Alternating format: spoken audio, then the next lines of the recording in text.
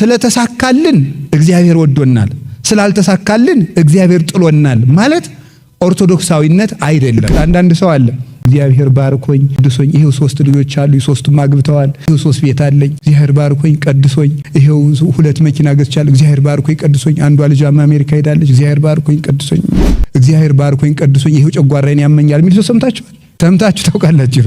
የለም። እግዚአብሔር ባረከን የምንለው ምን ሲሆን ነው?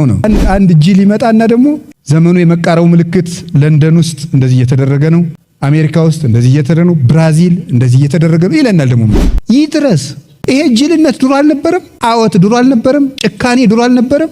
እነ ቅዱስ ጊዮርጊስ በመንኮራኩር አልተፈጩም? እነ ቅዱስ መርቆሬዎስ በብረት ምጣድ አልተጠበሱም? እነ ቅዱስ ፋሲለደስ በገመድ አልተጎተቱም? የሚሆነው የሆነው ነው፣ የሆነውም የሚሆን ነው። አዲስ ነገር አልመጣም። ምጽአት ነው የሚያስል ምንም የለም። ፍቅር ጠፋ። ድሮ ፍቅር አልጠፋም እንዴ? ሐዋርያትን የሚገድል ሁሉ መስዋዕት የሚያቀርብ የሚመስል አልነበረም? ነበር። ረሃብ ድሮ አልነበረም? ነበር። አለመደማመጥ ድሮ አልነበረም? ነበር። ቤተክርስቲያን ድሮ አልተሰደደችም? ትሰደድ ነበር። ሁሉም ነገር የነበረ ያለ ነው። የተለወጠ ነገር የለም። ፀሐይ አልተለወጠም፣ ጨረቃ አልተለወጠችም። ክፉ ሰው ድሮም ነበር፣ ዛሬም አለ። ጨካኝ ድሮም ነበር፣ ዛሬም አለ። ፍርደ ገምድል ቀድሞም ነበር፣ ዛሬም አለ። ስግብግብ ድሮም ነበር፣ ዛሬም አለ። ዘረኛ ቀድሞም ነበር፣ ዛሬም አለ። አይሁድ ፍጹም ዘረኞች ናቸው። እንዲያውም ልንገራችሁ ምን ብለው እንደሚያስቡ እግዚአብሔር የአብርሃምን ዘር ብቻ ለወገንነት ፈጥሮ ሌላውን ለአይሁድ አገልጋይነት ፈጥሮታል ብለው እኮ ነው የሚያስቡት። እንደዚህ ያለ ዘረኝነት አይታችሁ ታውቃላችሁ? የተሰሎንቄ ሰዎች የገጠማቸው ነገርና አሁን እኛ የገጠመን ነገር አንድ ነው። በእምነታቸው ብቻ ግፍ ሲደርስባቸው፣ ሲያጡ፣ ሲቸገሩ፣ ሲያንሱ አይ እንግዲህ ምን ማለት ጀመሩ ማለት ነው። የእግዚአብሔርን ረዳትነት በምድር መሳካት የሚለካ ሰው ብዙ አለ። እግዚአብሔር ሕፃናት ሲታረዱ እሺኛ በኃጢአታችን ነው አልን። ሕፃናት ሲታረዱ ለምን ይላል? ለዚህ መልሱ ምንድን ነው? ነፍሰ ጡሮች ሲገደሉ እግዚአብሔር የት አለ የሚል ሰው አለ። እኛ ምን እናውቃለን? በእግዚአብሔር ፍትህ ገብታችሁ መከራችሁን አትዩ። አባ እንጦንስ አንድ ጊዜ እግዚአብሔር ሆይ ክፉውን ሰው ሀብታም ታደርጋለህ፣ ደሃውን ደጉን ሰው ደሃ ታደርጋለህ፣ በጎውን ሰው ቶሎት እድሜውን ታሳጥራለህ፣ ጨካኝ ሰዎችን ደግሞ እድሜ ትጨምራለህ፣ ፍርድህ ምንድነው ብሎ ጠየቀው። እንጦንስ ዝም ብለህ የራስህን ኑሮ ኑር አለው። የራስህን ኑሮ ኑር ካልሰራን ቤተክርስቲያን አትቀጥልም። በታሪክ እየኮራን እየተመጻደቅን ግሸን ግማ መስቀሉ አለ፣ አክሱም ታቦተ ጽዮን አለች፣ እንደዚህ ምን እንደዚህ ይያል ላሊበላ ወደዚህ ይያል የሚመጣ ነገር የለም። ታሪክ ተርከን እነዚያ ሰሩበት፣ ጸደቁበት። የምንጸድቀው ስንሰራ ነው። ተስፋው አልደረሰም። የአመጽ ልጅ ሳይገለጥ ክርስቶስ አይመጣም። የዓለም መጥፊያ ገና ነው ነው የነገራችሁ። ሐሳዊ መሲህ ራሱ ሳይመጣ ክርስቶስ አይገለጥም። ይሄን ማወቅ አለባችሁ። ምጽአት አይሆንም። ሐሳዊ መሲህ ደግሞ አሁን በኮሮና ጊዜ ማይክሮቺፕስ ነው እንደዚህ የክትባቱን ማይክሮቺፕስ ሊቀብሩብን ነው አለና ሰው ምን ማለት ጀመረ? 666 ሰይጣን ሊመጣ ነው ተባለ። ሐሳዊ መሲህ መጥቷል። አልመጣም። ለምን? ሐሳዊ መሲህ ሲመጣ አጭበርብሮ በስውር እንደ ፖለቲካ አይደለም የሚሰራው። እኔ ክርስቶስ ነኝ ብሎ ነው የሚመጣው። ታምናለህ አታምንም ነው እንጂ እንደዚህ አጭበርብሮ በውስጥ አስቀብሮ ሌላ ቀለም ቀብቶ አይደለም።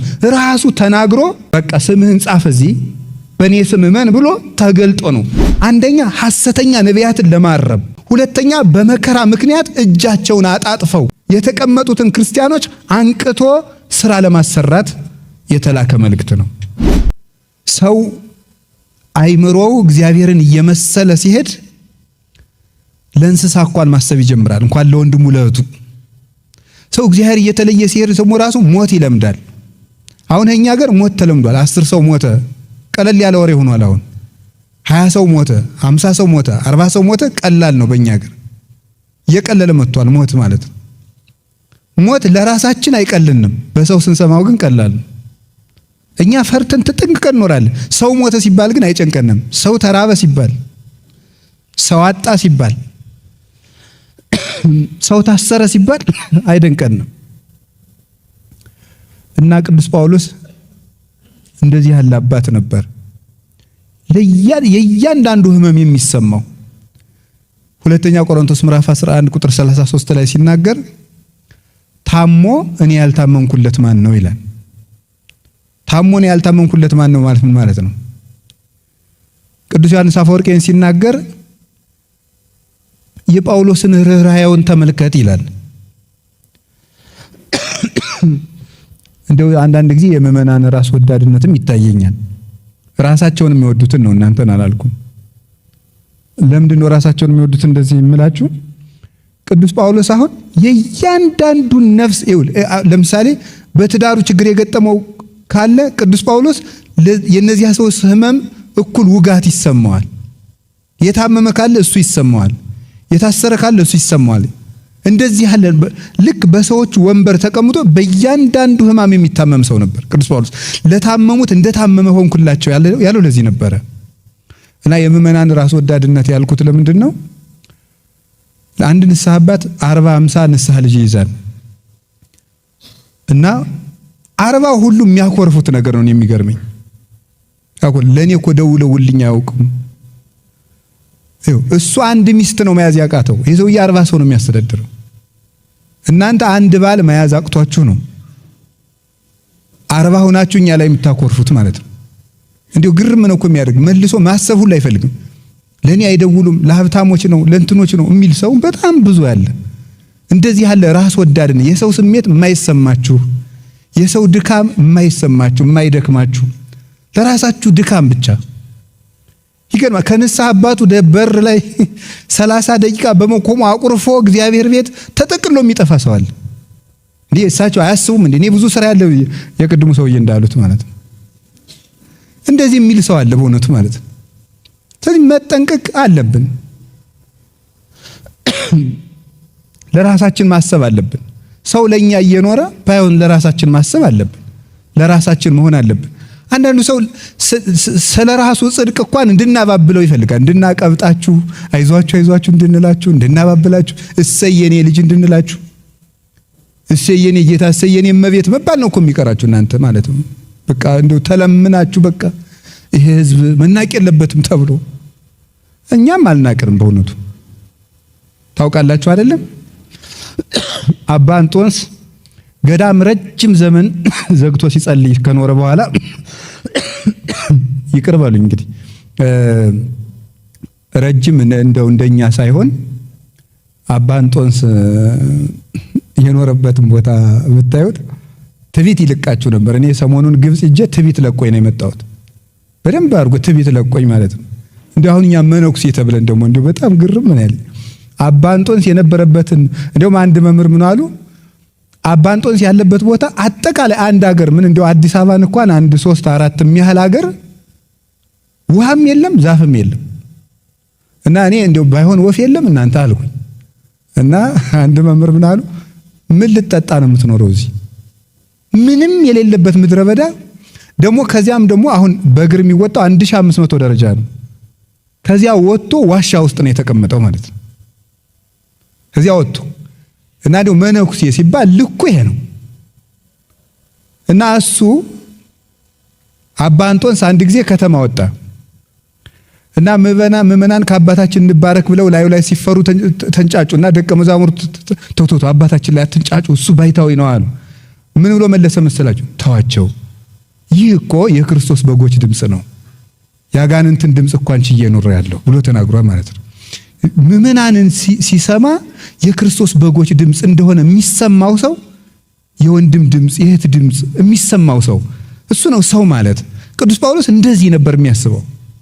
እና እነ ቅዱስ እንጦንስ፣ እነ ቅዱስ ጳውሊ፣ እነ ቅዱስ መቃርስ ይሄንን ነበር ሲያሳዩን የነበረው ማለት ነው። እና ክርስትና ለሌላው ማሰብ ነው የምላችሁ፣ ለሌላው መኖር ነው። አሁን እዚህ ለደቡብ ኦሞ ለእንደዚህ እየተባለ ስትጠሩ እንደው የክብር እንዳይሰማችሁ ብዬ ነው። አሁን አንዳንዱ ሰው መጨቅጨቅ፣ የገቢ ማሰባሰቢያ በዛ፣ ባለፈው ለጅማ፣ አሁን ደግሞ ለእንትን፣ አሁን ደግሞ ለዚያ ገዳም፣ አሁን ለምን እንትን የሚል ሰው አለ። እንደዚህ አይሰማችሁ። ለወንድም ማሰብ ይሰለቻል፣ ፍቅር ይሰለቻል፣ ርህራሄ ይሰለቻል፣ ምህረት ይሰለቻል።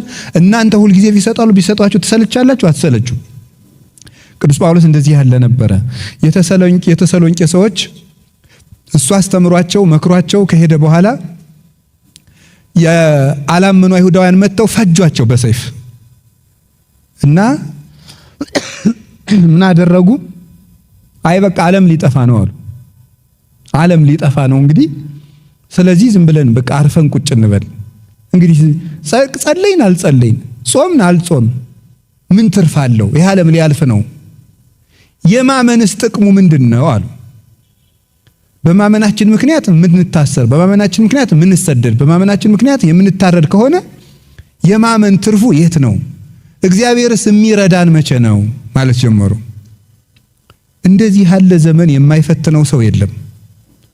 መጸለይ ያለባችሁ እምነት በፍከራ በግርግርታ አይያዝም። እምነት በጸሎት በትህትና ነው የሚጸናው። የኛ ሃይማኖት አይበጠስም አይጠፋም እንደዚህ ስላል የምናቆመው ነገር የለም። እንደ ቸርነት ማረን በማለት ነው። ጀግንነት ራስን ማሸነፍ እንጂ መደንፋት እምነትን አያኖርም። ተፈተኑ ማለት ነው። ችግር ሲመጣ ተፈተኑ። ወደ ፈተና አታግባን ማለት ምን ማለት እንደሆነ ታውቃላችሁ? ወደ ፈተና አታግባን አባቶቻችን ሲተረጉ ፈተና የተባለ ችግር ፈርተው ክርስቶስን የሚከዱበት ቀን ነው ይላሉ። ወይ ክርስቶስን ወይ ሞትህን ምረጥ የምንባልበት፣ ወይ መኖርህን ምረጥ እና ወደ ፈተና አታግባን ይሄ ነው። እነዚህ ሰዎች ስምንተኛው እና ለሐሰተኛ ይመቻል። መከራ ለሐሰተኛ ይመቻል። መከራ ሲበዛ አሁን ምን እየተባለ አሁን ራሱ ሰው በቃ ስምንተኛው እኮ ነው ዓለም ሊያጠፋ ነው። እንዲሁ ቤተክርስቲያንን መከራ የሚያበላት ትውልድ መሆኑ አይቀርም የሚል ነው። ይሄ የሰነፍ ጥቅስ ነው። መሆኑ አይቀርም ግድ ነው። ትንቢቱ ይፈጸም ዘንድ ግድ ነው። መልሱ ግድ አይደለም ነው። እስኪ በሉ ሁላችሁ ግድ አይደለም በሉ። ድገሙ እንጂ ጨምሩ። ይሆን ዘንድ ምሳሌ አንድ ምሳሌ ልንገራችሁ። ነነዌ ከ3 ቀን በኋላ ትጠፋለች። ነነዌ ከ3 ቀን በኋላ ትጠፋለች። ማን ነው እንደዚህ ያለ? እግዚአብሔር። ንስሐ ገቡ። ጠፋች አልጠፋችም? ስለዚህ ይሆን ዘንድ ግድ አይደለም። ከተስተካከል የተነገረብን ነገር ሁሉ አይፈጸምብንም። ይሆን ዘንድ ግድ ነው። መሆኑ አይቀርም ያው ነው ተነግሮብናል የሚል ሰው አለ። እንደዚህ ያለ ሰነፍ ነው ቤተክርስቲያንን የሚያጠፋት። ሰነፍ መሆኑ አይቀርም። እንደው አንዳንዱ ሰው ደግሞ ተጎልቶ ዝም ብሎ ሰዎች እኮ የሚጫወቱብን ለዚህ አሁን ይሆን ዘንድ ግድ ነው ስለተባለ ትዝ ይለኛል። እኔ ሁሉ የተናገርኩ ሲሆን ሞልጆ ሰድቦኛል ሰው። በ2013 አካባቢ በ2015 የኢትዮጵያ ትንሣኤ ይሆናል ተባለ። ይኸው 17 አታው ብል ማን ሰምቶኝ አሁን ደግሞ በ2016 ደግሞ ኋላ ምን ማለት ጀመሩ? ባላወቃችሁት መንገድ የኢትዮጵያ ትንሣኤ ሆኗል ተባሉ። ምንድነው ባላወቅነው መንገድ? የኢትዮጵያ ትንሣኤ ምንድነው እስቲ? ወይ ደግሞ የማያውቁት ትንሣኤ ወይ ጥፋትን ትንሣኤ የሚሉ ሰዎች አሉ። የነሱ መነጽርና የኛ መነጽር ወይ ይለያያል ማለት ነው። እንደው ሌባ የሚመቸው እኛ ተስፋ ስንቆርጥ ነው። ለሌባ ይመቸዋል። 8ኛው ሺህ ደርሷል፣ እንደዚህ ሆኗል፣ መሆኑ አይቀርም። እንደው ከእንደዚህ ያለ ነገር ካልወጣን ቤተክርስቲያንን ማሳደግ አንችልም፣ እኛም አናድግም። ስለዚህ እግዚአብሔር ቤተሰቦች አንድ የወንድማችን ህመም የትም ይኑር ሊሰማን ይገባል። በራሳችን ብቻ ጭር ሲልብን ጭር የምንል የሌላው ችግር የማይረዳን የማይሰማን ከሆነ ወይ ደግሞ አይምሮአችን ችግር ገጥሞታል ማለት ነው። እነዚህ ሰዎች ተስፋ ቆረጡ። ምጽአት አሁን ራሱ ይሄ ጦርነት ስላለ ረሃብ ስላለ መደማመጥ ስለሌለ አሁን ሰው ራሱ ምጽአት የመጣ መስሎታል። ምጽአት ነው ያው ዘመኑ ደርሷል። እንግዲህ እኮ የቀረ የለም የሚል ሰው አለ ተጎልቶ ማለት ወይ ከመጣ ጥሩ አድርገህ ስራ ቶሎ ብለህ እንዲሁም ደርሷልም እኮ ያለ ሰው መስራት ነው ጥሩ። እንዴ ደርሷል እያሉ መጎለት አለ የለም። ከዛ ብድግ ብለው ምን ያደርጓል? አንድ ጅል ይመጣና ደግሞ ይሄው ዘመኑ የመቃረቡ ምልክት ለንደን ውስጥ እንደዚህ እየተደረገ ነው፣ አሜሪካ ውስጥ እንደዚህ እየተደረገ ነው፣ ብራዚል እንደዚህ እየተደረገ ነው ይለናል። ደግሞ መጥቶ ይድረስ ይሄ ጅልነት ድሮ አልነበረም? ጣዖት ድሮ አልነበረም? ጭካኔ ድሮ አልነበረም? እነ ቅዱስ ጊዮርጊስ በመንኮራኩር አልተፈጩም? እነ ቅዱስ መርቆሪዎስ በብረት ምጣድ አልተጠበሱም? እነ ቅዱስ ፋሲለደስ በገመድ አልተጎተቱም? ሰሎሞን በመጽሐፈ መክብብ ምዕራፍ 1 ቁጥር 1 ላይ ያለው ይሄንን ነው። የሚሆነው የሆነው ነው፣ የሆነውም የሚሆን ነው ብሏል። የሚሆነው የሆነውም የሚሆን ነው። አዲስ ነገር አልመጣም። ምጽአት ነው የሚያስል ምንም የለም። ፍቅር ጠፋ። ድሮ ፍቅር አልጠፋም እንዴ? ሐዋርያትን የሚገድል ሁሉ መስዋዕት የሚያቀርብ የሚመስል አልነበረም? ነበር። ረሃብ ድሮ አልነበረም? ነበር። አለመደማመጥ ድሮ አልነበረም? ነበር። ቤተክርስቲያን ድሮ አልተሰደደችም? ትሰደድ ነበር። ስለዚህ ሁሉም ነገር የነበረ ያለ ነው። የተለወጠ ነገር የለም። ፀሐይ አልተለወጠም፣ ጨረቃ አልተለወጠችም። ክፉ ሰው ድሮም ነበር፣ ዛሬም አለ። ጨካኝ ድሮም ነበር፣ ዛሬም አለ። ፍርደ ገምድል ቀድሞም ነበር፣ ዛሬም አለ። ስግብግብ ድሮም ነበር፣ ዛሬም አለ። ዘረኛ ቀድሞም ነበር፣ ዛሬም አለ። አይሁድ ፍጹም ዘረኞች ናቸው። እንዲያውም ልንገራችሁ ምን ብለው እንደሚያስቡ እግዚአብሔር የአብርሃምን ዘር ብቻ ለወገንነት ፈጥሮ ሌላውን ለአይሁድ አገልጋይነት ፈጥሮታል ብለው እኮ ነው የሚያስቡት። እንደዚህ ያለ ዘረኝነት አይታችሁ ታውቃላችሁ? ንጹህ ዘር የእስራኤል ዘር ነው፣ ሌላው የእስራኤል አገልጋይ ነው ብለው ነው የሚያስቡት። እንደዚህ የሚሉ ዘረኞች ነበሩ። የተሰሎንቄ ሰዎች የገጠማቸው ነገርና አሁን እኛ የገጠመን ነገር አንድ ነው። በእምነታቸው ብቻ ግፍ ሲደርስባቸው፣ ሲያጡ፣ ሲቸገሩ፣ ሲያንሱ አይ እንግዲህ ምን ማለት ጀመሩ ማለት ነው። የእግዚአብሔርን ረዳትነት በምድር መሳካት የሚለካ ሰው ብዙ አለ። እግዚአብሔር ሕፃናት ሲታረዱ እሺኛ በኃጢአታችን ነው አልን። ሕፃናት ሲታረዱ ለምን ይላል? ለዚህ መልሱ ምንድን ነው? ነፍሰ ጡሮች ሲገደሉ እግዚአብሔር የት አለ የሚል ሰው አለ። እኛ ምን እናውቃለን? በእግዚአብሔር ፍትህ ገብታችሁ መከራችሁን አትዩ። እንዲያው አባ እንጦንስ አንድ ጊዜ እግዚአብሔር ሆይ ክፉውን ሰው ሀብታም ታደርጋለህ፣ ደጉን ሰው ድሃ ታደርጋለህ፣ በጎውን ሰው ቶሎ እድሜውን ታሳጥራለህ፣ ጨካኝ ሰዎችን ደግሞ እድሜ ትጨምራለህ። ፍርድህ ምንድን ነው ብሎ ጠይቀው። እንጦንስ ዝም ብለህ የራስህን ኑሮ ኑር አለው። የራስህን ኑሮ ኑር፣ እሱን እግዚአብሔር ያውቃል። ያ ማለት ምን ማለት ነው? አይ መጠየቅ አትችሉም። ኦርቶዶክስ ተቀበል ነው እንጂ ምክንያት አትወድም ማለት አይደለም። አይሆንልህም ነው። የእግዚአብሔርን ፍርድ ካወቅ ወይ ራስህ እግዚአብሔር መሆን አለብህ። እግዚአብሔር ሱፐርናቹራል ፓወር ነው ተብሎ ከተናገረ ከሁሉ ነገር በላይ ከሆነ እግዚአብሔር የሚያደርገውን ሁሉ ማወቅ አለብኝ ካልክ በራሱ ይሄ ይቃረናል። የእግዚአብሔር ከሁሉ በላይ መሆኑ ምን ላይ ነው? እግዚአብሔር የሚያደርገውን ነገር ሁሉ አንተ ካወቅ አትክልት የትኛው መነቀል እንዳለበት፣ የትኛው መቆረጥ እንዳለበት፣ የትኛው መቆየት እንዳለበት፣ የትኛው መገረዝ እንዳለበት የሚያውቀው ገበሬው ነው እንጂ አትክልቱ አይደለም የሚያውቀው። እኛ አትክልቶችንን፣ እግዚአብሔር ደግሞ የሕይወታችን ገበሬ ነው። ወፃ ዘራይ ይዝራ፣ ዘሪ ሊዘራ ወጣ ብሎ እንደነገረን እሱ ገበሬ ነው። ማንን መንቀል፣ ማንን መትከል፣ ማንን ማሳጠር፣ ማንን ማስረዘም እንዳለበት እሱ ያውቃል። ስለዚህ ስለተሳካልን እግዚአብሔር ወዶናል፣ ስላልተሳካልን እግዚአብሔር ጥሎናል ማለት ኦርቶዶክሳዊነት አይደለም።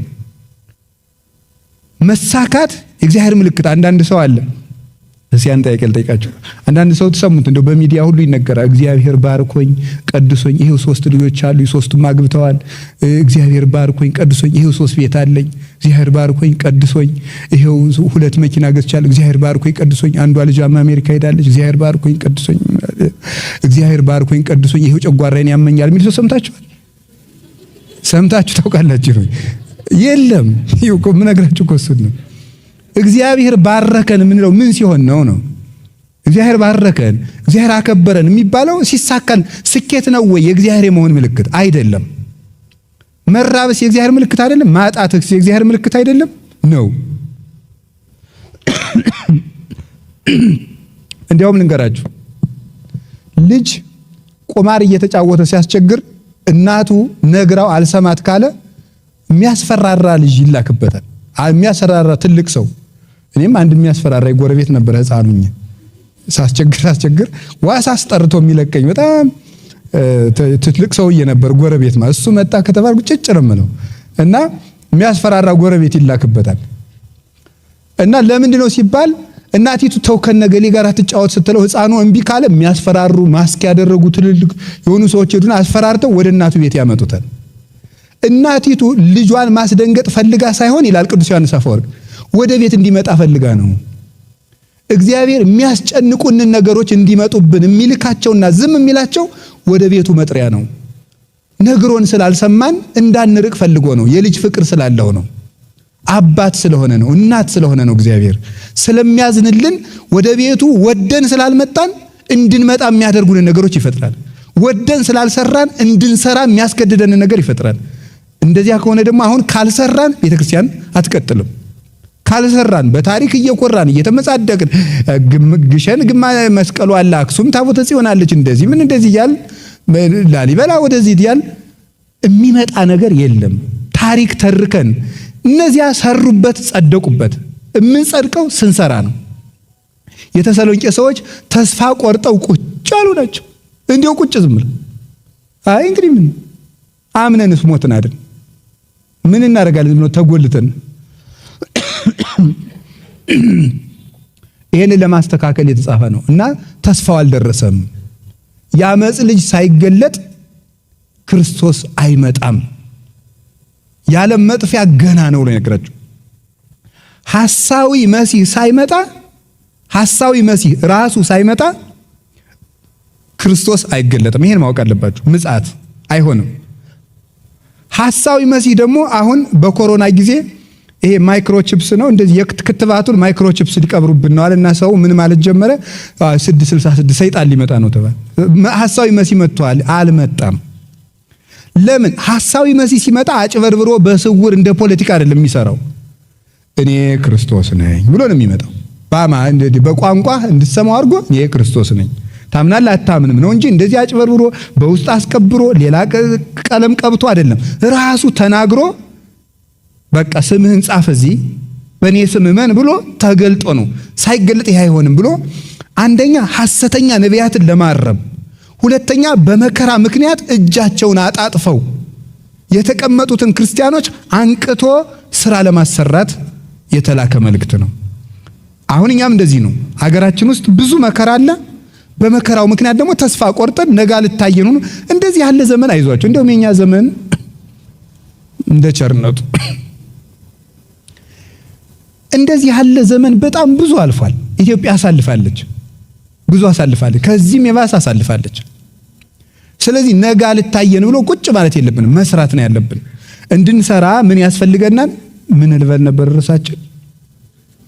ምን እንበል ነው? ንቃት ለከተማ ሰው አይቸግረውም መሰል። እገሌ ነቅቷል አልነቃም ትላላችሁ እናንተ ራሳችሁ። እንግዲህ እናንተ መንቃታችሁን በምነግራችሁ ነገር ሲንመዝናለን። መንቃት ምንድነው ነው? በኦርቶዶክሳዊ እሳቤ መንቃት ምንድነው? መንቃት ምንድነው ከተባል እንቅልፍ ምንድነው ነው? እንቅልፍ በኦርቶዶክስ አስተሳሰብ ወይም ደግሞ ኦርቶዶክሳዊ መጽሐፍ ቅዱሳዊ ሐሳብ የሚታየው እንቅልፍ የሚባሉት ሶስት ነገሮች ናቸው። እንቅልፍ የሚባሉት እነዚህ ምንድናቸው? አንደኛው ኃጢአት ነው። እንቅልፍ የሚባለው ኃጢአት እንቅልፍ ነው። ስራ ለመስራት መጀመሪያ ማድረግ ያለብን መንቃት ነው። ኃጢአት እንቅልፍ ነው። የተኛ ሰው ቤቱ ይዘረፋል፣ ቤቱ ይሰረሰራል፣ ሀብቱ ይዘረፋል፣ እሱም ሊገደል ይችላል፣ ቤቱም ሊቃጠል ይችላል። በኃጢአት የተያዘ ሰው ጸጋውን ያጣል። ኃጢአት ማለት ምን ማለት ይመስላችኋል? ኃጢአት ማለት የግዕዝ ቃል ነው። ኃጢአት ሀጣ አጣ፣ ኃጢአት ኃጢኦት ማለት ኃጢአት ማለት ማጣት ማለት ነው። ማጣት ማለት ነው ኃጢአት ማለት። ሰው ኃጢአት ሲሰራ ማንን ነው የሚያጣው? እግዚአብሔርን ያጣዋል። እግዚአብሔርን ያጣል። እግዚአብሔርን ያህል አባት ገነትን ያጣል፣ ቤተክርስቲያኑን ያጣል፣ ራሱን ያጣል፣ ወዳጅም ያጣል። ገንዘብ ራሱ ኃጢአት ከበዛ አይበረክትም፣ አይቀመጥም። ገንዘብን የሚያጠፋው ኃጢአት ነው። ስለዚህ ኃጢአት ራስን ያሳጣል፣ ጉልበት ያሳጣል፣ ሀብት ያሳጣል፣ ወዳጅ ያሳጣል፣ ቁመናን ያሳጣል፣ አይምሮን ያሳጣል፣ አስተሳሰብን ይነሳል፣ ይጎትታል፣ ተስፋ ያስቆርጣል፣ ነገን ያሳጣል፣ ዓላማ የለሽ ያደርጋል። የምንኖርለት ነገር እንዳይኖረን ያደርጋል። ሰማይ እንዳይታየን ያደርጋል። ኃጢአት የማይጠቅም ገመድ ነው፣ አስሮ የሚይዝ ለጊዜው ደስ የሚል በለስ የተባለ ለዚህ ነው። በለስ ለጊዜው ሲበሉ ሲጣፍጣል፣ ቆይቶ ይመራል እንደተባለ ስናስቀድስ ሰምታችኋል። የተቀመጣችሁ ተነሱ ይላል ዲያቆኑ። የተቀመጣችሁ ተነሱ ማለት በኃጢአት አልጋ የተኛችሁ ሰዎች በንስሐ ተነሱ ማለት ነው። ስለዚህ እንንቃ ኢንኑም እንከ ከመእልኩ እነዚያ እንደተኙት እኛም አንተኛ ይላል ቅዱስ ጳውሎስ። እነዚያ እንደተኙ እኛም አንተኛ። ከኃጢአት መንቃት የሚቻለው በምንድን ነው? አንድ በንስሐ ነው። ንስሐ መግባት ነው። ዛሬ ሁሉ ንስሐ መግባት አለብን። እንደው ኦርቶዶክሳዊነት ክርስቲያንነት ማለት ለሆነች ጉዳይ ተሰብስበው መልሶ ወደ ኃጢአት በሉ። እንግዲህ ቤተክርስቲያን እሑድ ጉባኤ ነበረ፣ ተሰብስበናል። ሰኞ ደግሞ ወደ ኃጢአታችን እንመለሳለን። ደህና ሰንብች። ሌላ ጊዜ ደግሞ ስራ ሲኖር ጥሪኝ የሚባል አይደለም። ገብቶ መቅረት ነው እና ሊበቃን ይገባል። ከሞት ጋር ደግሞ ስምምነት የለንም። እግዚአብሔር መቼ እንደሚጠራን አናውቅም። አሁን ነገ ስንል ኑ ብሎ ድንገት ያነሳናል። መቅረዟን ድንገት እፍ ብሎ ያጠፋታል። ስለዚህ ንስሐ መግባት አለብን ሁላችንም ነው። ለነገ የምናቆየው የኃጢአት ጥሪት መኖር የለበትም። እግዚአብሔር ደግሞ ይውላችሁ ብዙ ቸርነት አድርጎልናል። 3 ትልልቅ ቸርነቶችን ግን አድርጎልናል። የመጀመሪያው በመልኩ መፍጠሩ ነው። ማንም ሰው ጥሩ መልክ ቢኖረው መልኩን ሊሰጠን ስለማይችል እግዚአብሔር ግን ብሩህ፣ ንጹህ፣ ቅዱስ መልክ ያለው አምላክ ሲሆን ያንን አርአያና መልክ እኛ እንድንይዝ ፈቅዶልናል። ስለዚህ መጀመሪያ ቀዳሚ ሰው ሀበነ አርአያሁ ክብርተ እንዳለ ቅዱስ ጎርጎርዮስ ሃይማኖተ አበው ምዕራፍ 60 ላይ መጀመሪያ ክብርት አርአያውን ሰጥቶ ፈጠረን። ይሄ ትልቅ ቸርነት፣ ትልቅ ልግስና ነው። እንደምታውቁት ነው። እግዚአብሔር አውሬ አድርጎ ቢፈጥረን ይችል ነበር። ሰው አድርጎ በመልኩ ፈጥሮናል። ሁለተኛ እግዚአብሔር ያደረገልን ቸርነት ሰው ሆኖ መምጣቱ ነው። ሰው ሆኖ ጌታ ሆኖ የባሪያን መልክ መያዝ የሚፈልግ ማንም የለም። ወነሳ አርአያ ገብር፣ እሱ ግን የባሪያን መልክ ይዞ መጣ ይላል ፊልጵስዩስ ምዕራፍ 2 ቁጥር 8 ላይ የባሪያን መልክ ይዞ መጣ። የድሃ ልብስ የሚለብስ ሀብታም አናውቅም። ሀብታም ሲሆን የድሃ ድሪቶ መልበስ የሚፈልግ ባለጸጋ አናውቅም። ክርስቶስ ወለብሰ ሥጋነ በአርአያ ዚአነ ቅዱስ ያሬድ እንደነገረን የእኛን ሥጋ ለበሰ፣ በእኛ አምሳል ተመላለሰ ብሎ እንደነገረን ሰብአ ኮነ በአርአያ ዚአነ ሰው ሆነ፣ እንደኛ ሰው ሆነ፣ የእኛን ሥጋ ለበሰ። እንዲህ ብሎ እንደተናገረ የእኛን መልክ ይዞ መምጣቱ ፍጹም ፍቅር ነው። እንደዚህ የሚያደርግ ማንም የለም። ከዚያ ወገኖቹ አደረገን፣ ሰው ሆኖ ወገኖቹ አደረገን። ታውቃላችሁ ሉቃስ ወንጌል ምዕራፍ 2 ላይ እንደተነገረው ወወፃ ትእዛዝ ማባ አውግስጦስ ቄሳር ከመ ይጻፍ ኩሉ ሕዝብ፣ ሰው ሁሉ ይቆጠር ዘንድ ከቄሳር ዘንድ ትእዛዝ ወጣ ይላል። ጌታችን በመቆጠር ሰዓት የተወለደበት ምክንያት እኛን ወገኖቹ አድርጎ ሊቆጥረን ስለመጣ ነው። ወተወለቆም ስለ ይጎያን ከመ ይደምረነ ውስተ ማኅበረ ጻድቃን ይላል ቅዱስ ያሬድ። ከበደለኞች ጋር ተቆጠረ እኛን ከጻድቃን ማኅበር ይቆጥረን ዘንድ። ስለዚህ ወገኖቹ አድርጎ ቆጠረን። አሁን እኛ ሁላችን የክርስቶስ ማኅበርተኞች ነን። እናንተ ተቆጥራችኋል። እንዴት አድርጎ እንደቆጠረን ሲነግረን ማቴዎስ 10 ላይ ወለክሙሰ ስዕርተ ርእስክሙኒ ሁሉ ቁቱ፣ የእናንተ የራስ ፀጉራችሁ እንኳን የተቆጠረ ነው ይላል። የሰማይ አባታችሁ ሳያውቅ ከራስ ፀጉራችሁ አንዲቱ አትወድቅም ይላል። ያ ማለት ምን ማለት? እንኳን ለነፍሳችን ፀጉራችንን ሳይቀር ደም ከፍሎላታል ክርስቶስ። እንዲህ አድርጎ ክብር የሰጠናል። ለራስ ፀጉራችን ለእግር ጥፍራችን ዋጋ ከፍሎበታል። እና እንደዚህ አድርጎ ወገኖቹ አድርጎ ቆጠረ። ልጅ ሆን ባሪያ መሆን እንኳን ሰው እስከ የት ወርዶ እንደነበረ ተመልከቱ። ሰብሰን ዘክብሩቱ እያይመረ ሰው አላወቀ። ምን ሆነ ስንለው ቅዱስ ዳዊት ኮነ ከመ እንስሳ ዘአልቦ ልብ፣ ልብ እንደሌለው እንደ እንስሳ ሆነ። አሁን ሰው እንደ እንስሳ ሆነ አለን። እንደ እንስሳ የነበርነውን ምን አደረገን? ልጆቹ አደረገን። የእግዚአብሔር ልጅ መሆን ቀላል ነገር እንዳይመስላችሁ፣ ትልቅ ስልጣን ነው። በምድርም በሰማይም የፈለገውን ያህል ስልጣን ቁጠሩ፣ የእግዚአብሔር ልጅ መሆንን የሚያህል ስልጣን የለም። ልጆቹ አድርጎናል። ሶስተኛ እግዚአብሔር ያደረገልን ቸርነት በንስሐ ያደረገልን ይቅርታ ነው። እንግዲህ በአርአያዬ በአምሳሌ ፈጥሬያችኋለሁ፣ እሱን ተዋችሁት፣ እኔ ደግሞ የእናንተን ሥጋ ለብሼ ላድናችሁ መጣሁ፣ አዳንኳችሁ፣ ሳይገባችሁ በጥምቀት ልጅ አደረኳችሁ። እንግዲህ ይህን ሁሉ ካደረጋችሁ እሳት ይብላችሁ ሳይል አርሃ ወለነ ውሃተ ንስሐ የንስሐ በርን ከፈተልን ይላል ቅዱስ ጎርጎርዮስ። የንስሐ በር ከፈተልን። አድፈን ብንመጣ እምንነጻበት፣ ደክመን ብንመጣ እምንበረታበት፣ ሙተን ብንመጣ ሕያው የምንሆንበትን፣ ተርበን ብንመጣ የምንጠግብበትን፣ ተራቁተን ብንመጣ የምንለብስበትን ሉቃስ 15 ላይ እንደተጻፈ ለዚህ ለጠፋው ልጄ ከሁሉ የሚሻል ልብስ አልብሱት ብሏል። ከሁሉ የሚሻል ልብስ አልብሱት ያለው የሱ የብርሃን ልብስ ነው። ይሄንን ክርስቶስ አድርጎልናል። አሁን ይሄንን ንስሐ ሰጥቶ በንስሐ እንግዲህ ሰው የሚረባ የሚጠቅም እንዲሆን በድሎ ሳለ ያልበደሉትን መሆን እንዲችል ይሄንን ጸጋ ሰጥቶናል። ይሄንን መቼ ይዘጋዋል? ሲመጣ ይዘጋዋል። ሰዎቹ መብራት ሊገዙ ይዘው ተመልሰው ሲመጡ ዘይት ሊገዙ ሄደው ሲመለሱ በሩ ተዘግቷል። ተከፍቶ አሁን ጌታ ሲጠመቅ ቅዱስ ማቴዎስ ምዕራፍ 3 ላይ እንደጻፈው የሰማይ ደጅ ተከፈተ ያለው ያቺ የቸርነት በር ናት። እሷን እንግዲህ እንንገባባት ከፍቷታል። የሚዘጋበት ጊዜ አለ እና አሁን ወገኖቼ አሁን እዚህ ስለመጣችሁ ለቤተ ክርስቲያን ውለታ እንደዋላችሁ አትቁጠሩት። ይልቁንስ ወደ ንስሐ እዚህ አዳራሽ እንደገባችሁ ወደ ንስሐ በር ግቡ። አንዱ ንቃት ማለት ይሄ ነው። በዚህ የነቃ ሰው ነው ስራ የሚሰራ። ኃጢአት ያደነዘዘው ሰው ምንም አይሰማው፣ ተመስጦው ሌላ ነው። አያደንቅ፣ አይሰቀቅ፣ አይጠነቀቅ። በቃ ተጎልቶ ዝም ብሎ እድሜውን መፍጀት ነው። መደንዘዝ ለቤተ ክርስቲያን አሁን ሰይጣን ከሚጎዳት በላይ እየጎዳን ያለ የልጆቿ መደንዘዝ ነው።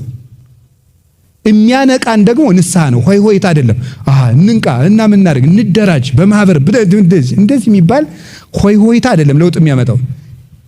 ከውስጥ የመነጨ ንስሐ ነው። ሰውን የሚያነቃው ንስሐ እንጂ ግርግርታ አይደለም፣ ፉከራ አይደለም። ከልቤ ነው የምነግራችሁ።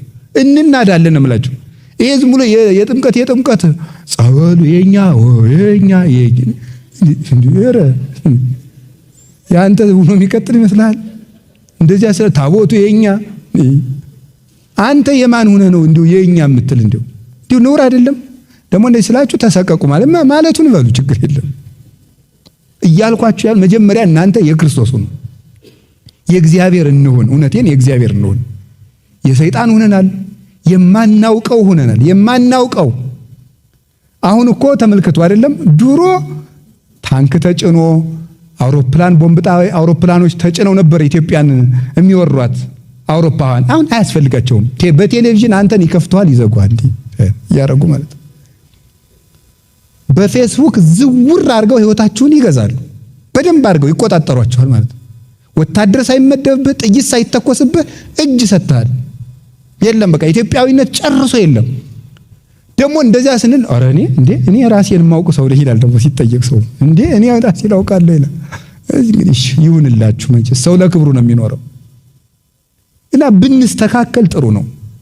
በታምር እግዚአብሔር እንዲሁ ዝም ብሎ ኮሽ ባለ ቁጥር እንዲህ ያለ አባት አሉ እንደዚህ ያለ ገዳም ይጉድ። ክርስትና እጃችን ውስጥ ያለ ነገር ነው። ተጎልተን የሆነ ሰው ለውጥ እንዲያመጣልን እንፈልጋለን። ራሳችን ተጎልተን ኃጢአታችን እየሰራን በለመድነው ኃጢአት እየተንከባለን የሆኑ ሰዎች ብቻ ተደራጅተው ለውጥ እንዲያመጡልን እንፈልጋለን። ምንም ይመጣ የለም። የሚመጣው ራሳችን ስንሰራ ነው። እና ንቁ። እውነቴን ነው። ተስፋለን። እንዲሁ ከዛሬ እስከ ሰሞኑን ንስሐ ያልገባችሁ ካዋላችሁ ጥሩ እድል ነው። ብፁዕ አባታችን እንኳን ይህን ጉባኤ ያዘጋጁት ለሳንቲም ብቻ ሳይሆን ለነፍሳችሁ እንድታስቡ። የምትቀድሙት እናንተ ናችሁ። እግዚአብሔር በንስሐ ያንቃን። የሚቀበል አባት አለን። አይዟችሁ፣ የሚቀበል አባት አለን። እኔ በጣም አንድ ቅዳሴ ስሙ በደንብ ጥሩ ነገር ቀርቦልናል። ቅዳሴ ስናስቀድስ መጀመሪያ የምትመጣ አለች። ምን እለዋለሁ? እሑድ ሲባል ቅዳሴን ገብነ ነው ኩሉ ዘገብራ ለጽድቅ ጻድቅ ውእቱ ወዘያከብር ሰንበተ ሃሌሉያ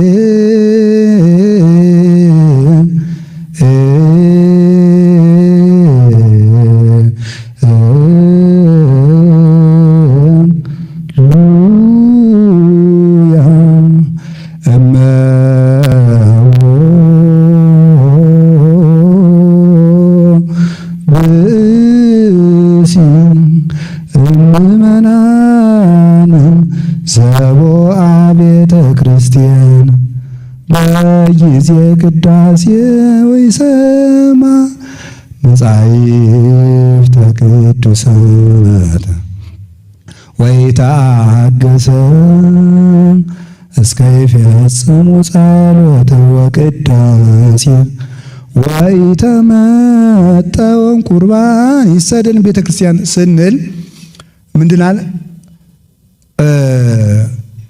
እመቦሲ እይበል ፈላሲ ዘገባ ሀበ እግዚአብሔር ይፈልጠኒኑ እምሕዝቡ ወደ እግዚአብሔር እይበል ፈላሲ ዘገባ ሀበ እግዚአብሔር ይፈልጠኒኑ እምሕዝቡ እይበል ፈላሲ ዘገባ ሀበ እግዚአብሔር ይባል።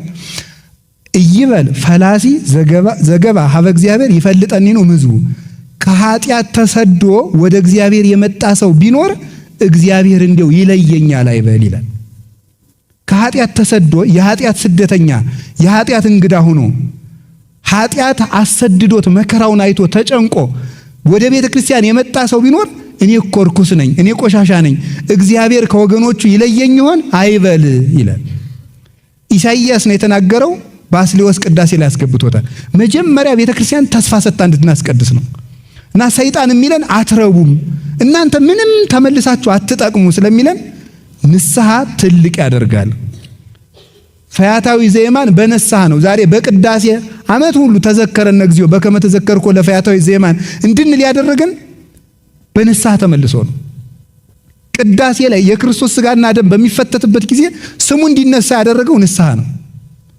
ንስሐ ሰውን ትልቅ ያደርጋል እና በንስሐ እንንቃ። ሁለተኛው እንቅልፍ የሚባለው ምንድነው ስትሉን ስንፍና ነው። ስንፍና በጣም ከፍተኛ እንቅልፍ ነው። የሰነፍ ሰዎችን ምልክት ልንገራችሁ። የሰነፍ ሰው ምልክቱ ሰነፍ ሰው ምክንያቱ ብዙ ነው። አሁን ስሩ ሲባል ለምሳሌ ምክንያት ልንገራችሁ። ምክንያት ስሩ አዛ ምክንያት ልንገራችሁ። የጦርነት ወቅት ነው። እንቀጥል። ስሩ ኑሮ ተወዷል። ይሄ ምንድነው? ምክንያት ሰነፍ በላኩት ጊዜ ያመካኛል ይላል ሰሎሞን። እስቲ ጊዜው አለፍ ይበል፣ ትንሽ እንረጋጋ፣ ምን አስቸኮላችሁ? እዚህ ጦርነቱን በረድ ይበል ይላል ሰው። በረድ ይበል እግዚአብሔር ያብርደው እና ተኝተን ሊበርድ ነው እየሰራን ይብረድ እንጂ ተኝተን የምናበርደው መከራ የለም። ሰርተን ነው መከራን የምናረቀው። ስለዚህ አሁን ምንድነው? ሰነፍ ምክንያቱ ብዙ ነው። ሰነፍ ጥቅሱ ብዙ ነው። ያመካኛል። ልጅ ስለሆንኩ ነው ይላል። እኔ ገና ወጣት ነኝ። እኔ አንዳንዱ ሰው ላለመሸማቀቅ እያልኩ ነው እንጂ ለምክር ሲመጣ ያው ሰው ነኝ አባ ያውቃሉ ሲለኝ ዝም በል ልለው ፋንዴው ግን እንዳይሰቀቅ ዝም እላለሁ ማለት ያው ሰው ነኝ መቼም ይላል ሰው እንዲህ ሰው ማለት ውዳቂ ነው ያላችሁ ማን ነው? ሰው ነኝ አትበሉ። ያው ሰው ነኝ መቼም አትበሉ። በቃ ሰውነት ጥሩነት ነው እና ልጅ ነኝ ያው ወጣት ነኝ ይላል። ወጣት ጅል ነው ያላችሁ ማን ነው እንዴ? ድንግል ማርያም እኮ ወጣት ናት። ስንት ዓመቷ ነው የነበር ጌታን ስትወልድ? 15 ዓመቱ። ቂርቆስ ስንት ዓመቱ ነው?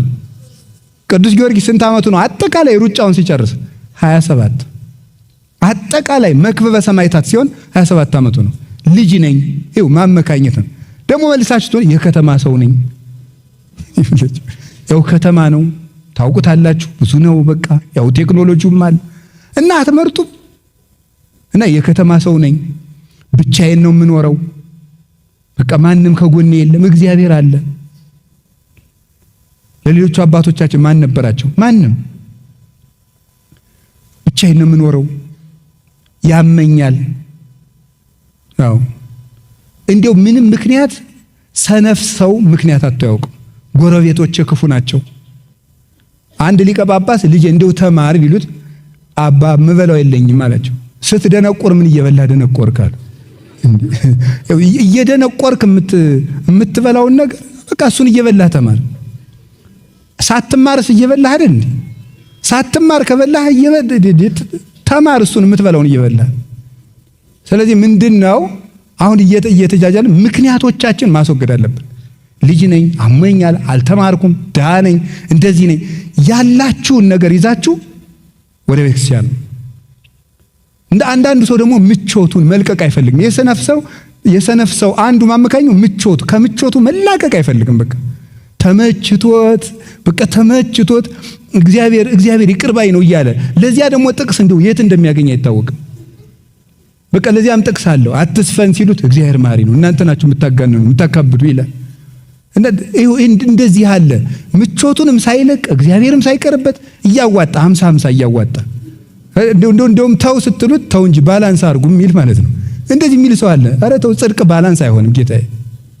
ጽድቅ ባላንስ አይሆንም። ጽድቅ እውነት ነው። አዋጥቶ መዳን የለም፣ እውነትን መከተል ነው። ስለዚህ አሁን የምነግራችሁ እያዋጣን እንደዚህ እያደረግን ከምንሆን ሰነፍ ቅዱስ ዮሐንስ ዘደማስቆ የመከራ ሁሉ ምንጮች ብሎ ይናገርና አንዱ ስንፍና ነው የሚለው። ሰነፍ ስለሆነ ነው ቤተክርስቲያኒቱን እጇን እንድትሰጥ ያደረጋት፣ እንድትፈታ ያደረግናት፣ እንድንታወቅ የሆነው በስንፍናችን ምክንያት ነው። ብዙ ነገር አይናችን እያየ እያመለጠን ነው ሰነፍ ስለሆነ። አላችሁ የሰነፍ ሰው ጥቅሱ ደግሞ ሁልጊዜ እነገሌ ናቸው ነው እንጂ። አሁን ለምሳሌ ምንድነው የሚለው ሰነፉ ምንድን ነው? ከዚህ ሁሉ ጥሩ አባት ቢኖረን እንዲያው አተን ነው እንጂ ጥሩ ጳጳስ ቢኖረን። አሁን ብዙ አባታችን ስላሉ አይደለም፣ እኔ ቢኖሩም ባይኖሩም ለአባትነታቸው ክብር አለኝ፣ መናገር ያለብኝ እናገራለሁ እያልኳቸው ያለው ግን ብፁዕ አባት ቢኖረን፣ ጥሩ ቅዱስ አባት ቢኖረን፣ እንደዚህ ያለ አባት ቢኖረን። እሺ አሁን ሌባ እንድትሆን ያደረጉ ብፁዕ አባታችን ናቸው? ተኝተህ እንድታድር ያደረጉ አሁን ፓትርያርኩ ናቸው? ይህ የምሬን እኮ ነው የምነግራቸው። ጸሎት እንድናቋርጥ ያደረጉን አባቶች ናቸው? እስኪ ተመልከቱ። እኛ ዝም ብለን ብንለወጥ አስተዳደር መች ጎዳናል? እኛን መለወጥ እኮ ነው ያቋል። እንዳትቆርብ እስኪ የትኛው ጳጳስ ነው የከለከለ? እንዳትቆርቡ፣ ንስሐ እንዳትገቡ፣ እንዳትጸልዩ። እናንተ የአስተዳደር ጥብቅና ከመቆማችሁ በፊት ስለ ነፍሳችሁ የማታስቡለት እና ሰነፍ ሁልጊዜ ይሄ የሚጠቅሰው ሰው አለው። እንደዚህ ነው እንጂ ሲኖዶሱ ነው እንጂ ቤተ ክህነቱ ነው እንጂ እንደዚህ ያለ ይሄ ሰነፍ ነው። ቤተ ክርስቲያናችን ውስጥ ችግር የለም አላልኳችሁም? በጣም በርካታ ችግር አለ መታረም ያለበት አስተዳደር ውስጥ እያልኩ ያለው ግን እኔ አሁን የምናገር ራሳችን ላይ ነው። አሁን የሚገርመኝ ስለ አንድ ሌባ መነኩሴ ታሪክ ብጠቅስ ብሰብካችሁ አሁን ታሪክ ሁላችሁም አባ ገሌን እኮ ነው ነገሯቸው ይላል አንዳንድ ሰው ማለት ይገርም። በድሮ ጊዜ አንድ ሌባ ጳጳስ ነበር ብዬ በእንደው ወይ አውሳቢዎስ ዘኒቆምዲያን ወይም የአንዱን ብጠቅስ ወይም የሌላውን ብጠቅስ ደግሞ ብድግ ታርጋችሁ ብፁዕ አቡነ ገሌን ነው ልክልካቸውን አሏቸው ይላል። የሆነ ነገር ስንናገር እንትኑን ነው የእንትኑን ኃላፊ ነው ይላል። ለራሳችሁ የምትወስዱት መቼ ነው? እንዲሁ ግርም እኮ ነው የሚያደርገው። ለራሳችሁ አትወስዱ። ስብከት ሲሰበክ እነገሌን ነው እና እንዲያው ሊቀ መዘምራን ኪነ ጥበብ በጣም ድንቅ መዝሙር ዘምረውልናልና በሌላው የምትፈርድ ማነህ አንተ እያሉ ሰለስቱ ጣቶችህ አንተን ያሳያሉ። በሌላው የምትፈርድ አንተ ማነህ እያሉ ሶስቱ ጣቶችህ ማንን ያሳያሉ? ይኸው ስንት ጣት ነው ወደኔ የተመለሰው? ይኸው 3። በሌላው አንድ ጣት ስታመለክት ወደ አንተ 3 ጣት ይዞራል። መጀመሪያ ወደ ራስህ ነው። በጣም የሚያስደንቅ መዝሙር ነው በእውነቱ ማለት ነው። ስለዚህ አሁን የምነግራችሁ የእግዚአብሔር ሰዎች ሰነፍ አትኑ፣ ተኝታችሁ አትደሩ። ለጥ ብላችሁ በቃ ምቾታችሁን እንደው ጣሉት። አምሽታችሁ አትተኙ። ምቾት ካልጠላችሁ ለቤተ ክርስቲያንም ለራሳችሁ አትሆኑ። ምቾት ካልቀነሳችሁ ለምሳሌ ማታ ላይ ፍጥጥ ብሎ በቃ ቲክቶክ እና ፌስቡክ ላይ እንዲህ ብሎ ማምሸት ምቾት ፍለጋ ነው። ክርስቶስ ነው እንጂ ፍቾት የሚሰጠን እሱ ደግሞ ጧት ሌላ ምቾት ያስፈልገዋል። የማይጠገብ ደስታ ነው የዓለሙ ደስታ። እያሳዘናችሁ የጎዳችሁ ያደነዝዛችሁ መጨረሻ ላይ ማደንዘዝ ነው። እና ማታ እንቅልፋ በጊዜ ተኙ፣ ሌሊት በጊዜ ተነሱ፣ ቅዱሳት መጻሕፍትን አንብቡ፣ ተማሩ። እንደዚያ ሲሆን ቤተክርስቲያንን ከፍ ባለልና ማቆም እንችላለን። የምትሰጡት እንዳታጡ ስሩ። ሁላችሁ ከቃሉ ጋር ናችሁ። እግዚአብሔር ከሁላችን ጋር ይሁን። የመጨረሻው የሚያነቅ መንቃት የሚገባን እንግዲህ አሁን ሰነፍ አትሆኑም ሁላችሁም። አሁን ለምሳሌ ስታነቡ መጽሐፍ ማንበብ ስታነቡ ተኝቶ የሚያነብሰው እንደዚህ ይብሎ መተኛት አቅዳችሁ ነው ማለት ነው። እንደሱ በቃ እንደው ልፍስፍስ ያለ የሆነ ሰው አለ። በቃ እንደው ገና በ20 ምናምን ዓመታችሁ እግሬን ያዙኝ ወገቤን ደግፉልኝ የሚል ሰው በዚህ የሶፋው መደገፊያ እዚህ ላይ ወገብ ላይ ተደርጎ ምናምን እንደዚህ ያለ ያቀማመጥ ስርዓታችሁን የመኝታ ስርዓታችሁን ካላስተካከላችሁ ተኝታችሁ እያነበባችሁ በየት ነው ለውጥ የሚመጣው? ስለዚህ አንዱ ስንፍናችን ማስወገድ ነው። ሶስተኛው እና የመጨረሻዬ ነው ካለማወቅ ነው መንቃት ያለብን። ከቃሉ ጋር ናችሁን? ከምንድን ያልኳችሁ? ምን አላችሁኝ? ካለማወቅ መንቃት አለብን። ቅዱስ ዮሐንስ አፈወርቅ ድርሳን 34 ላይ እስመት ሀጦ ሊቅ ግብር እኩይ ውእቱ ወጥንት ለሁሉ ሀከክ ይላል። የመምህር መታጣት እጅግ ጎጂ ተግባር ነው ይላል። የመምህር መታጣት፣ የእውቀት ማጣት የሁከት ሁሉ ምንጭ ነው ይላል። የምን ሁሉ ምንጭ ነው?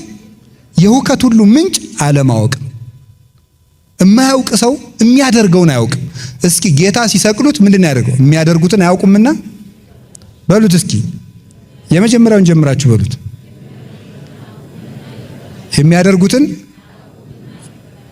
የሚያደርጉትን አያውቁምና አይደለም የሚያደርጉትን ነው እንጂ። ይኸው አለማወቅ ማንን እንኳን ያስደፍራል። እግዚአብሔርን እንኳን እንድንደፍር ያደርጋል አለማወቅ። ሶበስ አይመርዎ እሚሰቀልዎ ለእግዚአብሔር ስብሐት፣ ቢያውቁትስ ኑሮ የክብርን ባለቤት ባልሰቀሉት ነበር አለ ቅዱስ ጳውሎስ። ስለዚህ ሰው ካላወቀ እንኳን ሰውን እግዚአብሔርን ይደፍራል። ደፋር የሚያደርግ አለማወቅ ነው። ስለ እግዚአብሔር ቤተሰቦች አሁን ልክ የደቡብ ኦሞ ሀገረ ስብከት ሰብስቦናል። መስራት ከፈልጋችሁ ለቤተ ክርስቲያን እንድትሆኑ ከፈልጋችሁ አንድ ይሄን ምክንያት አድርጋችሁ ከዛሬ ጀምራችሁ የደቡብ ሀገረ ስብከት የደቡብ ኦሞ ሀገረ ስብከት ጠርቶኛል፣ በንስሐ መንቃት አለብኝ፣ ቤተ ክርስቲያንን መጥቀም አለብኝ፣ ሰነፍ መሆን የለብኝም፣ ሰርቼ ለዚህ ሀገረ ስብከት እሰጣለሁ በሉ እስኪ። ሶስተኛ ደግሞ ምን ሆነ አለባችሁ በሉ እንጂ ጠፋኝ። ሶስተኛው መንቃት። ሶስተኛው እንቅልፍ ድንቁርና ነው። መንቃት ያለብን ደግሞ በእውቀት ነው። ምን ማወቅ አለባችሁ? ሃይማኖት ማወቅ አለባችሁ። እግዚአብሔር ማን ነው ማወቅ አለባችሁ። ክርስቶስ ማን ነው ማወቅ አለባችሁ። እስኪ ይሄን ጥያቄ እንግዲህ ሰጥቻችኋለሁ። እስከ ዛሬ 3 ወር እስኪ እንድታውቃችሁ እንድትማሩ ቢያንስ እግዚአብሔር ማን ነው? እስኪ እግዚአብሔር ማን ነው በሉ። በቃ ሰጠኋችሁ እንግዲህ እንድታውቁ። ሁለተኛ ክርስቶስ ማን ነው? እንዴ ክርስቶስና እግዚአብሔር ላይ ያሉ ከሶስቱ አካል እግዚአብሔር የሶስቱ ስም ነው። አንሰ ሶበቤ እግዚአብሔር ትምህርቱን ተናገርኩት። አንሰ ሶበቤ እግዚአብሔር በእብል በእንተ አብ ወልድ መንፈስ ቅዱስ። እኔ እግዚአብሔር ባልኩ ጊዜ ስለ አብ ስለ ወልድ ስለ መንፈስ ቅዱስ ነው መማር አለባቸው። ክርስቶስ ማን ነው? አሁን በክርስትና ስም ብቻ ወደ 39,000 ዲኖሚኔሽንስ አሉ። ክርስቶስ በሚል ስም ብቻ ነው በዓለም ላይ። ታዲያ የማን ክርስቶስ ነው ትክክል? የኛ ክርስቶስ ነው ትክክል። ለምን? እንዴት ሆነ? ተማሩ። ቁርባን ምንድነው? ስርዓት ምንድነው? ጋብቻ ምንድነው? ማወቅ አለባችሁ። እየሆነብን በእንግሊዘኛ ጠቅሼ ከመዋረድ ብዬ ነው። እንግሊዞች አንድ የሚሉት ጥቅስ አላቸው። የማታውቀውን ነገር የኔ ማለት አትችልም ይላሉ። እስኪ በሉ እስኪ በሉ ንገሩኝ እንጂ ተናገሩ። የማታውቀውን ነገር ድገሙት። የማታውቀውን ነገር የኔ ማለት አትችልም። ካላወቀው የኔ ነው ብለህ መከራከር አትችልም። በቃ አሁን ነገ በቃ ይሄ ለምሳሌ ደቡብ ኦሞ ውስጥ ስንት ገዳም አለ ሰምታችኋል። እዚያ ውስጥ ያሉትን ነገሮች ይሄን ቤተክርስቲያን የምንረከብ እኛ ነን። እንግዲህ ለልጆቻችን ቆጥረ ምን እየተደረገ ነው? ስንት ገዳም እየተገደመ ነው? ስንት አብነት ትምህርት ቤት አለ? ስንት ምዕመናን ተጠመቁ? ስንት አለ? ካላወቃችሁት ነገ እነዚያ ሌላ አውሬ ቢወስዳቸው የኛ ነው ማለት አንችልም። መረጃ ይኑራችሁ ስለ ቤተክርስቲያን። ሳንቲም ከመስጠታችሁ ምን እየተደረገ ነው እስቲ ወቁ። በምስራቅ ምን አለ? በምዕራብ ምን አለ? በሰሜን ምን አለ? በደቡብ ምን አለ? ንቃት የሚለው ትጋት የሚል ትርጉም አለው። ትጋት የሚለውን ከብፁዕ አባታችን ፊት ስለጠቀስኩ ያርሙኛል። ዋችፉልነስ ማለት ነው። ዋችፉልነስ ማለት ሊቪንግ አቴንቲቭሊ ማለት ነው። ነቅቶ መኖር ማለት ነው። ነቅቶ መኖር ፍጹም በቃ ነው። ይሄ መንቃት ልንገራችሁ። ይኸው ለምሳሌ ተመርቃችሁ እንደወጣችሁ ማስታወቂያ ሲወጣ የነበራችሁትን እሱ ነው ንቃት። ንቃት ማለት እሱ ነው። በቃ አቴንቲቭ ናችሁ። የት ወጣ? አርባ ምንጭ ነው የምትሉት ማለት ነው። እንደሱ ነቅታችሁ የቤተ ክርስቲያንን አካሏን ጠብቁ። ነቅቶ መጠበቅ ነው።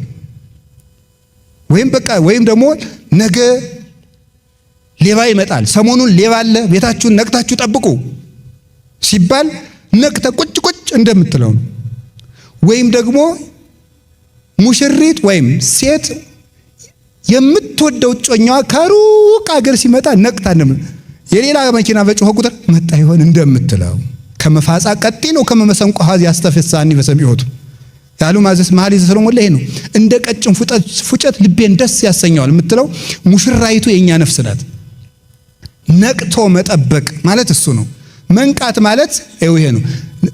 ድሮ ለከተማ ሰው ምሳሌው አይመችም። እኛ ድሮ ገጠር ስናድግ ነገ የጥምቀት ልብስ ይመጣልሃል ስንባል እንዴት ብሎ ዶሮ ይጮህ፣ እንዴት ብሎ ይንጋልን፣ ነገ ሊሰጠን ነው። በቃ ኮሽ ባለ ቁጥር እንደዚያ እንዳልን ነው የምናድረው። ልክ እንደ መልካም ስጦታ ወይም ደግሞ ሌባ እንደሚመጣበት ሰው ሶበሰ አይመረ ባለቤት ጊዜ ይመጽ ሰራቂ እምተጋ ወሐለወ ባለቤት ሌባ የሚመጣበትን ጊዜ ቢያውቅ ኑሮ ተግቶ በጠበቀ ነበር ይላል። መትጋት ማለት መንቃት ማለት ነው። ልንገራችሁ፣ እየሰማችሁ ነው። እንደው ሁለት ነገር ልጨምራችሁና ልጨርስ እዚሁ ጋር። ስለ መንቃት አንድ ነገር ልንገራችሁ። ብዙ ጊዜ ለመለወጥ እናቅዳለን፣ ለምን አይሳካልን ነው። አሁን በለመድነው ኃጢአት ሁሉ መላሰን እንወድቅበታለን። ለምንድን ነው ካላችሁ ንቃት ስለሌለን ነው። ንቃት ማለት ሰይጣን ቀድሞ በጣለን ነገር ሊጥለን ሲል ምክንያቶቹን ነቅተን መከታተል ማለት ነው። እሱን ማለት ነው። ምን ማለት እንደሆነ እንገራችሁ። ከቃሉ ጋር ናችሁ። ለምሳሌ አንዲት ሴት በዝሙት ደጋግማ የወደቀች ብትሆን እንዴት መንቃት እንዳለባት ልንገራችሁ። አንድ የሥራ ባልደረባዋ እንዲህ ይላታል፣ ዛሬ በጋራ የምናዘጋጀው ሪፖርት አለ ይላታል። ስንት ሰዓት እንገናኝ? ከምሽቱ 1 ሰዓት ነው የሚመችኝ፣ ቀን ብዙ ስራ አለኝ አላት። እዚህ ላይ ነው መንቃት የሚያስፈልገው። 1 ሰዓት ካለ ሪፖርቱ 4 ሰዓት ቢፈጅ እስከ ስንት ሰዓት ሊቆይ ነው ከቤት?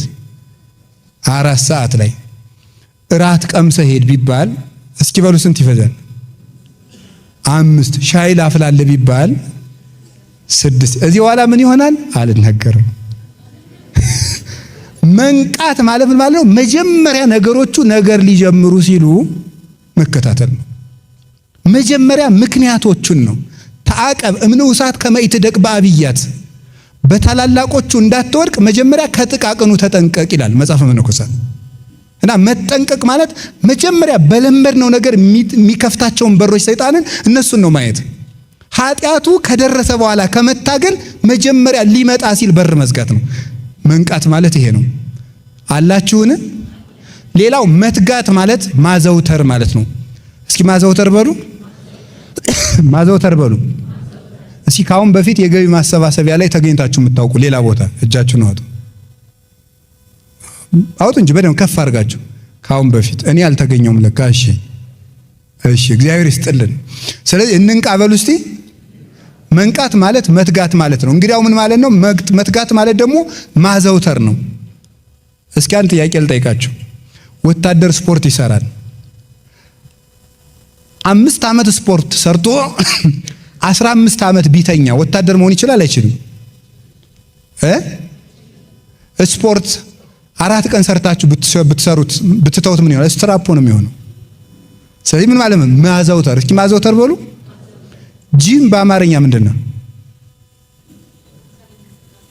የአካል እንቅስቃሴ ማለት ነው አይደል? ፍቹ ኮንቴክስቹዋል ነው ወይስ ቃል በቃል ነው? በቃ ተውትሽ። እሺ የጂም ቦታ ምንድነው? የስፖርት ማዘውተሪያ። እስኪ የስፖርት ማዘውተሪያ በሉ። ማዘውተሪያ ነው። ለምን ማዘውተሪያ የተባለው? በራሱ ተርሙ ማዘውተር የተባለው ለምንድን ነው? አንድ ነገር ሲደጋገም ነው ጠባይ መሆን የሚችለው። ስለዚህ ሁል ጊዜ ለዚህ ነው ቅዱስ ጳውሎስ መልካም ስራዎችን ለመስራት አንታክት የሚለው። አምና ሰጠን፣ ዘንድሮ ሰጠን፣ እንዴት ሰጠን አትበሉ። እስኪ አምላ በሉ፣ አምና በላሁ በሉ፣ የዛሬ 10 ዓመት በላው በሉ። የዛሬ 20 ዓመት በላው በሉ። የዛሬ 30 ዓመት በላው። አይ እንግዲህ ሲብቃይ በሉ እስኪ። አይ ተበላላችሁ አሁን ሄዳችሁ። ስለዚህ እንደዚህ ነው ማዘውተር አይውል። ካላዘውተርከው እንዴ የዛሬ ሳምንት ምን የመሰለ ሙክት በልቼ አሁን ኧረ አትልም። ዛሬም ትበላለህ ሽሮም ሆነ ቆሎም ሆነ። ስለዚህ ሁል ጊዜ በጎ ስራን አድርጉ። በጎ ስራ ስለተጀመረ ብቻ ሳይሆን ስለተዘወተረ ብቻ ሳይሆን ስለተፈጸመ ነው የሚያድነው። እና የእግዚአብሔር ቤተሰቦች መልካም ነገርን አክሊል እንዲያሰጣችሁ ከፈለጋችሁ አዘውትሩት። ጸሎት ለምሳሌ ሳምንት በወኔ የጸለያችሁ አትተውት። ጸሎቱ መብዛቱ ሳይሆን መዘውተሩ ነው። ባይገባችሁም አዘውትሩት። ቤተ ክርስቲያን መሄድን ጥሩ ሕሊና ባይኖራችሁም አዘውትሩት። ዝም ብላችሁ ስታዘወትሩት መጀመሪያ እርሻ ሲታረስ እናንተ አላረሳችሁም እንጂ እጅ እያመመ እየደማ እየተላጠ ነው የሚታረሰው። ከዚያ በኋላ ግን እሾህ የሚጨብጥ እጅ ማግኘት ይቻላል። ስለዚህ ስናዘወትር በሰይጣን ላይ ኃይል እናገኛለን። ነቅተን ቤተ ክርስቲያናችንን እንድንጠብቅ እግዚአብሔር ይርዳን። የሰላም አምላክ ኢየሱስ ክርስቶስ የሰነፈውን ልባችን በወንጌል ሰላም ያንቃልን። ይቆየን። ወስብሐት ለእግዚአብሔር።